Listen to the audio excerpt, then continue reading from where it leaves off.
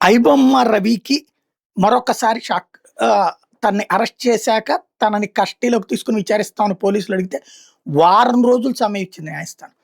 వారం రోజుల్లో అతనిది ఇంక అయిపోయింది. ఐబొమ్మకి సంబంధించినయన్నీ సర్వర్‌లు క్లోజ్ చేసేశారు. దానికి సంబంధించినయంతా క్లోజ్ చేపించేసాం అని సంతోషపడే లోపు ఒక మరుసటి రోజున ఒక మెసేజ్ రావటం. అంటే ఐబొమ్మ రవి ఇక్కడ వాళ్ళ కస్టడీలో ఉండగానే మరొకసారి మెసేజ్ రావడం ఒక ఎత్తైతే, ఆ తర్వాత ఐబొమ్మ 1 అనేది పుట్టుకురావడం. దాన్ని క్లిక్ చేస్తే వెళ్ళి ఇంకొక వైపున మూవీ రూల్స్‌కి వెళ్ళటం. ఈలోపు మళ్ళీ కొత్త సినిమాలన్నీ కూడా ఈ కొత్త వాటిట్లో ప్రత్యక్షం అవుతూ ఉండటం. మూవీ రూల్స్ లాంటి వాటిట్లో ఇదొక సంచలనం సృష్టిస్తే ఆళ్ళందరిని కూడా లోపలేసేయాలని పోలీసులు భావిస్తుంటే, వాళ్ళు ఇక్కడ ఎక్కడున్నారో తెలీదు. కరేబియన్ దీవుల నుంచి ఐబొమ్మ రవి నడుపుతున్నాడంటూ ఇప్పుడు మళ్ళీ కస్టడీకి అడిగారు.